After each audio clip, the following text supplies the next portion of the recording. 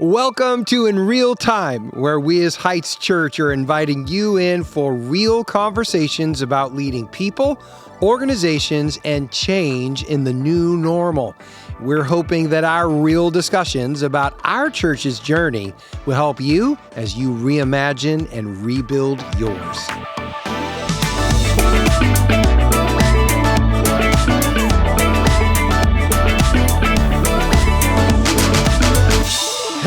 Craig here, and welcome to In Real Time. These guys are making me laugh. So, hey, we love having you here today as we're going to have a real conversation about leading people, organization, and change. But before we get into our topic, I want to remind you, please hit the like button, subscribe, and the bell notification so you don't miss one episode. So, our topic today is, I'm going to put my glasses on because I dropped one of my contacts in the car between the seats, so I can't get to it. That's a black hole, by the way. That is a black hole. You drop anything in that space, it's a black hole. It's gone. And it's in that spot where even when you reach your hand in, you can't actually get to that one spot. Right? It's gone forever. So it's done. It's toast. So I'm a one-eyed pirate walking around today, so I'm wearing my glasses. All right. idea. So here's our topic. When solving problems creates problems. Ooh. When solving problems creates problems. Now, I know all of us are problem solvers, but we often create problems for ourselves. And we really kind of came to this realization in real time today as we were unpacking this particular problem that we're going to talk about today. Yeah. So before we get into that, though, I've got two co-hosts. Please introduce yourselves. Yeah, so we are sitting in the penalty box today for good reasons. Yep. Yes. You will learn from us today. I am Jen Yarbrough. I'm one of our associate pastors over Administration and Restoration Ministries. Wonderful. And you are? I'm Ryan Connolly, and I'm the worship pastor here at Heights Church. So good. Yep. So wonderful. Okay, so we have two examples of when solving a problem actually creates problems if we don't do it correctly. Yeah. So the goal here is very important for us to know. When we're solving problems, of course, the goal is to fix the problem. Right. But there is a second goal, and it's presupposed, but we need to state it because we kind of forgot it. Yep. Mm-hmm. So goal number one, fix the problem. Goal number two, grow a leader. Yeah, that's right. And you got to think about, how do I grow the leader and solve the problem at the same time? Yeah. Okay, so unpack the problem for us that revealed this to You don't us. want to say it? You've been having a lot of fun talking about this. Okay, yeah. The bottom line is we got a new printer about 10 months ago. I will not say the brand name. I really won't. There's an adjective that you really liked. But they, the stupid copier. There we go. We got a new stupid copier 10 months ago, and it's been nothing but problems, right? I mean, we got it to solve problems. Yeah, it's caused and it didn't a lot solve of drama. any problems for us. Lots of chaos, and we do probably literally thousands of copies a week, right? Tens of thousands. Not tens, but we do thousands. We do a lot. It feels like that. We do a lot of copies. I'm going by month averages right now. And that thing is backed up all the time. And literally 3 weeks ago, that thing it stopped working. Literally. Working. Yeah. And it's new. Yeah, brand new. It's new. Yeah. And it stopped working. Yeah, they had to go in and do all kinds of That's the reason you get a new copier, stuff. so it doesn't stop working. Brand new hard drive, RAM, all that jazz. Okay. And we're not going to mention the brand name. We aren't going to. Because that would not be probably very nice. But anyway, it's a brand new copier. So anyway, then what happens, Jen? So then it's just been, problem, as soon as we think we've got it fixed, it isn't fixed. Mm-hmm. And there's a lot of energy, lots of feelings in the office about that. It's very frustrating not to get your job done. People are passionate about copy machines. Yeah, and I get it. I am too. Down. It's very frustrating when your devices don't work correctly. Yes. And so it's just been an issue where I was jumping in to put out the fire, and I forgot about my leader, who is the point person, who I have designated clearly on her job description with her in multiple conversations that I need her to be the point person. So it kind of just ended up too many cooks in the kitchen, where I was one of them who was not supposed to be in the kitchen, but because it's ultimately my responsibility, I was feeling the weight and the pressure of that in the moment. There was a lot of urgency to it. Yeah. And just when we thought we'd get it fixed, then all of a sudden we didn't. So it just kept creating frustration Yeah. and a lot of chaos. And so I realized that by jumping in and solving the problem, being fully focused on that, I was missing the opportunity to grow my leader. Yeah.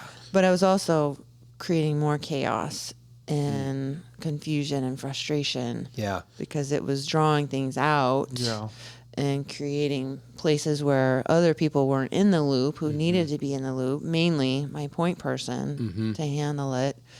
And it wasn't good. Yeah. So there was a process that was in place but wasn't being followed. Yes, Yeah. by Okay. me. Yeah. Yeah. And by the way, Jen had permission not to share this story, No. but she was happy to do good. it. And Yeah. of We pulled course, I have straws. done this so many times.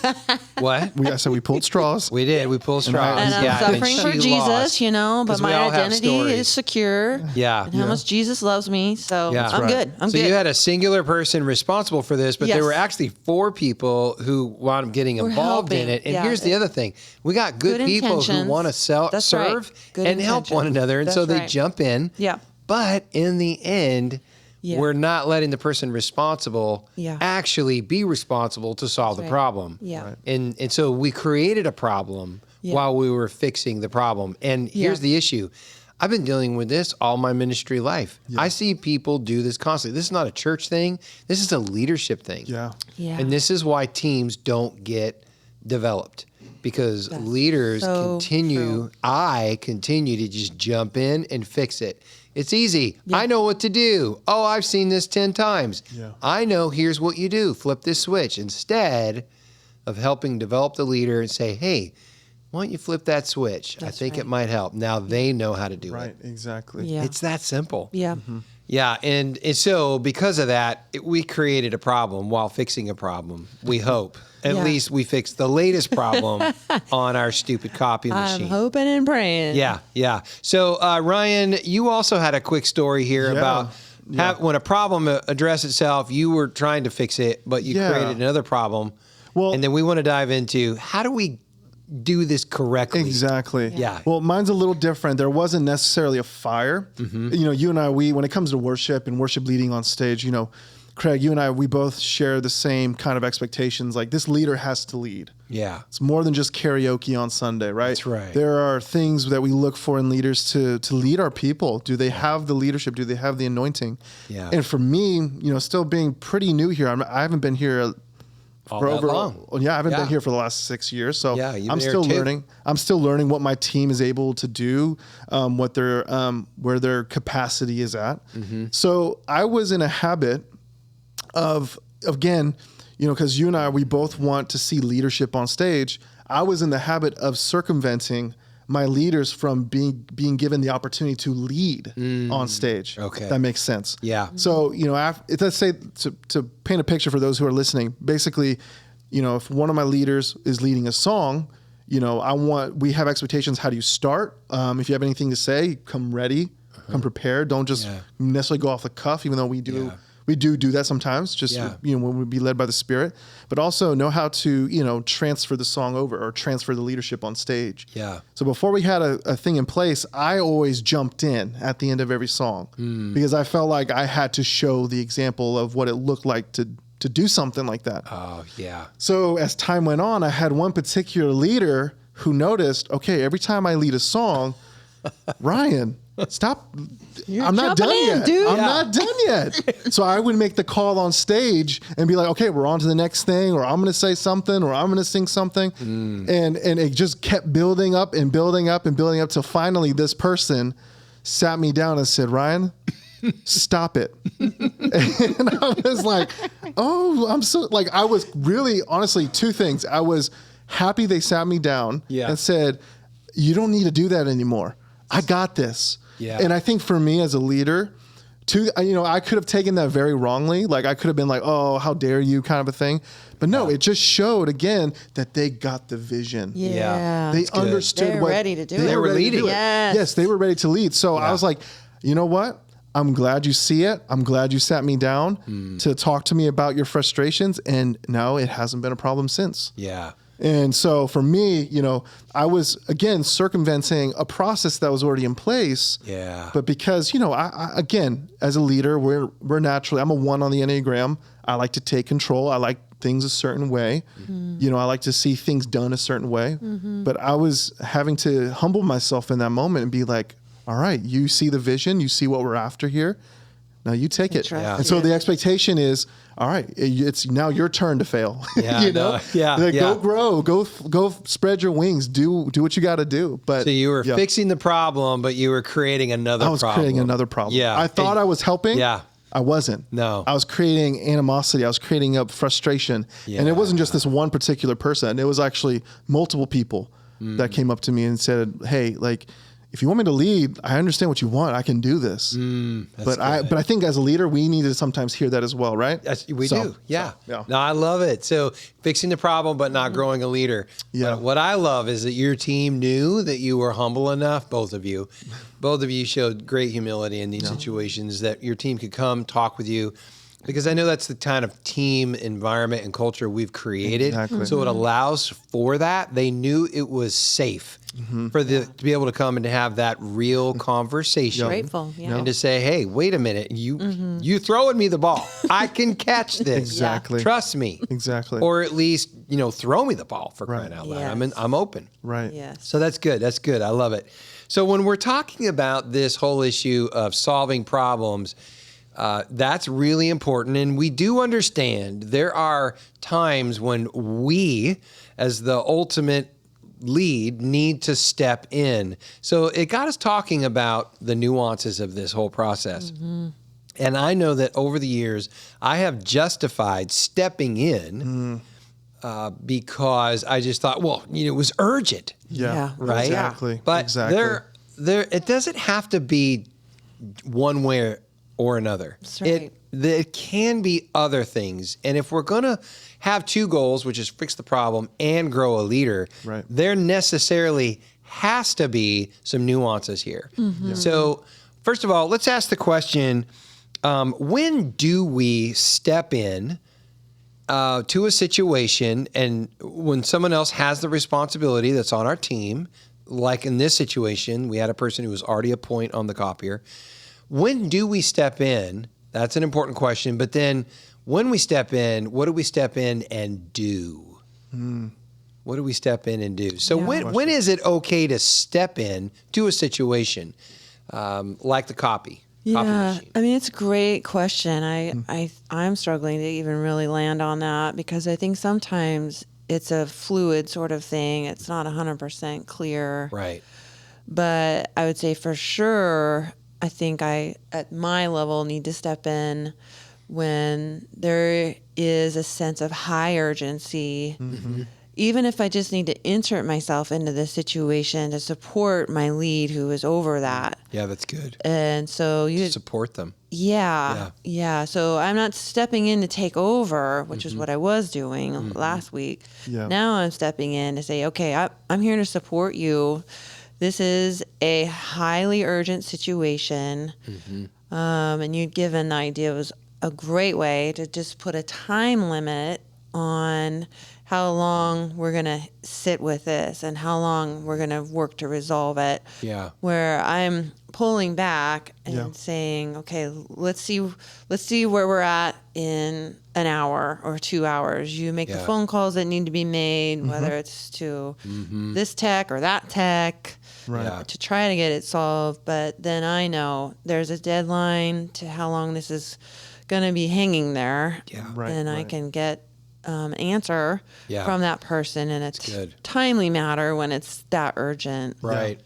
Yeah, it makes me think of the passage in Scripture in Exodus when Jethro comes to Moses. It's the Jethro principle. Yeah. When he comes and everybody's going to Moses because there's nobody else who literally can solve a problem except for Moses, because he hasn't delegated anything to anybody. Nobody's a point person. So he goes to him and says, why on earth are these people waiting in line to talk to you? And he said, well, because nobody else can answer these questions. And so he said, well, here's what you need to do. Set up leaders of tens, leaders of 50, and leaders of 100, and leaders of thousands. Bottom line is there's 10 people. There's one person in charge of those 10 people, and they solve all the problems for those 10 people. that they can solve. If they can't solve it, then they go to the person who is their direct, which is the person who oversees 50. Yeah. Yeah. And then they try to solve it. And then if they can't solve it, you go to the leader of 100. And you just keep going up. But the bottom line is you always try to solve the problem at the lowest level possible, that I like entry that. level. Yeah, that makes And sense. you only insert yourself when you need to. And there are times when you need to. Yeah. Absolutely. Well, you had to touch base with me this morning, and you were coaching me through it. And then we were talking about that strategy later, which we should have you unpack a little bit because you do it so well, about how I can do that with my own leader. So it's really about me not taking the ball from them. Yeah. But it's having a conversation with them to solve the problem. Yeah. Right. Which I love. Yeah, Yeah, no, it's yeah. having that conversation, but giving them directives, like you were saying earlier. Like, say, I need a report by this time, or I need an example of something, or a deadline, like you were saying. Yeah. Just Yeah. giving them directives, because if they don't have directives, then they're probably scrambling. But I think that's when you insert yourself as like, okay, try this. Yeah. Let me know if this works or not. Yeah. And then That's good. detach yourself for a little bit and see what happens. Yeah. I also think relationally, like to think of it like as a relational thing, because I want to know people like on my team, like Josh, Vika, Narissa, and all of them. Like every single one of them have different personalities, and every single one of them have different kind of needs. Yeah. So as a leader, I'm responsible to know who good. they are. Yep. Yeah, that's a good point. So every problem solving is going to be different. That's so You know, true. I don't treat problem solving the same with Josh per se as like my worship directors, because Josh is very methodical, with my worship leaders, they're very big picture oriented. Okay, how do we go from big picture to the very tiny things and stay focused on the details, Yeah. So again, you just have to know your people. You have to Yeah. know your lay leaders. If you don't know them and know how they operate, then Right. that's going to be a problem. Yeah. So I think building relationship with them is huge. Yeah. Knowing them is huge. Yeah, it's really good. And I think about these situations like with the copy machine. Obviously, this is urgent. Yeah. But even in those situations, what we learned from that is we can say, okay, it's urgent, but listen, I still know you're the point person. I'm trying That's to grow right. the leader. Yep. So my first inclination is not to say, here's what you do. Yes. My first inclination would be to say, okay, I want you to take 15 minutes, 30 minutes, because there's 15 minutes that can be given. Yes. All right, I want you to go find a quiet spot, think about, or do whatever you need to do to get your strategy together, and then let's chat, because I want to find out that. from you in 15 minutes, what do you think the best way forward is? Yep. There you Right? go. Let them think it through. They got to I feel love the that. weight of it. They got to learn how to deal with the tensions. Yeah. And then when I meet with that person, I'm going to say, tell me what you think the real problem is. Well, the copy machine doesn't work when we print. Okay, good. We have that. Because not every problem is the same. Obviously, your issue was, well, the real issue is I want to lead. Right. And I need you to know that you can be confident in me. And trust. Yeah. And trust me. It's okay. Yeah. All right, great. That's the real issue. Exactly. So let's define the real issue. Do you see it? Yes, I do. Okay, what do you think's most important to solving this issue? Right. Well, our copy machine, we have to call people and then they come out and do it. Obviously, this one for you is in your hands. Well, I'm just going to let you lead. You Exactly. let me know when you're done. And then Exactly. I'll take the next song. I'll really make you know, sure. Fine. let's figure it out. But, you know, Exactly. I'm going to Yeah. wait for you. So you just figured it out. So, Yeah. but the point is that you're empowering them to think it Yes. through. Right. And then you're learning something about them. Exactly. And you're learning, do they see it clearly? Mm-hmm. Do they see the right data points to solve this from? Because there's multiple ways to solve it. Yeah. Some people would just say, well, you know, whatever the cheapest budget resource, that's how I'm going to do it. It's like, well, that's not how I always want everything to be solved. Exactly. can You know, bring that's a clarity bad to it. idea for Yeah. certain things. And so what are those data points? So over time then, when they tell you enough that you learn that you can trust them, Yep. Yeah. then you just trust them. And you could just say, well, what do you want to do? Just like this morning, I trust you. I know you got a handle. So I asked you, well, what do you think our best way forward is? Yeah. What do we do? Tell me what you want to do. Right. Yeah. And I'm just there to support you and to say, I love that idea. That's a great idea. Yeah. And Maybe I'll build on the idea, or maybe I won't. That's it just right. depends. Yeah. But that's how I support you in it. Well, another thing I love about that, which my heart is that for my staff people too, is it made me feel valued and it made me feel capable that that's how you approach the conversation. Yeah. I want that for her too. Yeah. I want her to feel like I believe in her. Yeah. Because I do. Yes, you do. She's awesome. Yep. Yeah. And so I want, by having a conversation where it's less, hey, I want you to do this, and more about, why don't you tell me what your ideas are here to solve this? That's going to speak volumes to her Yeah. Right. about how much I believe she is capable of doing it, I agree. which is so worth it. Yeah. It's worth it. Yeah. No, I love that. So you really want your people to feel empowered. And I love a question too, as you're sitting down with your leaders, because there's times when we can even take a problem and it gets solved, but then we can go back and do what we call an autopsy on the problem. Yeah. And we can, in fact, we just did this actually, because we're going to do another future podcast about event planning. Ooh, Yeah. And so we just did an autopsy on how did we get to here, because there was an event that we really didn't get to highlight in the way that we wanted. And we did an autopsy on why. And when we did that, we realized, oh, okay, This is yeah, this is why. This is And why. you got to go back and look at it and, Yeah. and say, Yeah. if I could do anything different, what would that be? Right. Yeah. And so, again, coming back and looking at things, whether it's in real time or after the fact, there's still ways to grow leaders. But I love this question of what are the possibilities? Yeah. You got to ask an open-ended question at that point Yeah. to let leaders lead. They need to be able to grasp all the possibilities and really think about how can I actually solve it and resolve it, and then what's the actual real problem? Because that's an easy one to miss for people. Because if my motives are, because I've done this, sometimes I jump in because I wanted to be the hero. Yeah. Yeah. I jumped in. I wanted to be the hero. I wanted everybody to go, oh, yeah, he knows what to do. He knows the answer. Yeah. And it made me feel good. Yep. And that's a real problem. Yeah. That's Yeah. that's not actually the problem I'm trying to solve. Right. No. I created another problem. Yes. Exactly. Yeah, Yeah. so there's issues going on Oh, yeah, here for for why sure. I jump in. It's not Yeah. always because I want to be helpful and I'm the only one. No. There's Yeah. issues, and we need to think about that as leaders. Right. Because I want to fix the problem, but I also want to grow a leader. Yes. I That's want to the- equip them. I want to That's do the that. heart of a servant leader. Yeah. It's not about us. It's not about, I mean, don't get me wrong. Like, we need to step in when we, That's right. We'll have discernment when we Yes. need to step in. Agreed. But when we take, like, when all three of us, when we take a step back from, like, the situations we've dealt with recently, we take a step back and we look at it, we're like, no, they got this. Yeah. We're like, Yes, this is, absolutely. we'll have that discernment. I think Yeah. the more and more we're That's with our good. people. So, You know what comes to mind too is when you walk through this process and you're able to sit with the leader, what you're really doing is building two-way trust. absolutely. Yeah. You're building Right. trust between each other. Yeah. Like they trust me to think out loud about this and have good discernment. They trust me to lead and to solve problems, which is what I want to do. Yeah. Yeah. And then you're learning to trust them that they actually can. Yeah. Yeah. Which is why when I went on sabbatical, I couldn't have done that 3 years ago. You know that.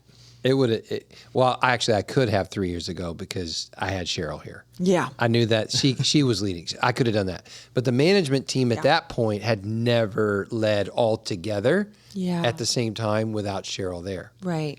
When Cheryl stepped out, who was our executive pastor about a year and a half ago, we had a very capable team. That's not the problem. Yeah. The problem is I had never let the team lead Yeah. together without me or without Cheryl. And so there really wasn't much of a process in play for solving problems. Yeah. It was a group of equals who Right. had the same ideas, but if they had differing ideas, who wins? How do you solve it, right? Right. And so there had been no process to develop. So we spent time developing to the point where everybody knew how to work together as a team to solve really hard problems. So that when I left for the sabbatical, I trusted that team with this baby that I love because I knew, oh, they got this. I've seen them do this so many times. I have not a worry. I have not a worry. Yep. That's how you do it. But it takes time, and it's an issue of trust. And that's awesome. Staying out that's of a it. great team. Right. Staying out of the mix. Yeah. Get out of the kitchen. Right. Yeah. And honestly, you find out like really what do you really believe when you allow that trust? Like as leaders, we're put to the test sometimes. And I think sometimes we feel exposed. Oh, that's a good word. Yeah. We feel exposed, and I'm like, I don't know, but Lord, I'm just gonna trust, this person and what they're saying, and if I need to jump in, I'll jump in. But I feel pretty exposed right now. Yeah. It does feel that way. Yeah. But then that's the only way you get to see these people that you love, you care about, develop and learn, and then just hit it out of the ballpark. Yeah. There's no greater joy for me. Right. It's so true. It becomes more about them Yeah. than it is about me. Yeah. Which is so good. Yeah. And that's like my biggest takeaway from this, I think, is just recognizing that, equipping your people is not just putting things in their hands. It's getting out of the way and letting them do it. Oh, that's good. Yeah, that's good. They're never going to get that chance if you keep getting into the mix. But by yeah. getting out of the mix, I am equipping them to lead. You're right. You're right. They have to. I just think of those referees that are in the way of a great play about to happen. You ever see those? Oh, that's a great analogy. Yeah, I was right in the middle of that. Don't be the ref that causes the team to lose. It's the ball in the forehead. Oh, I know.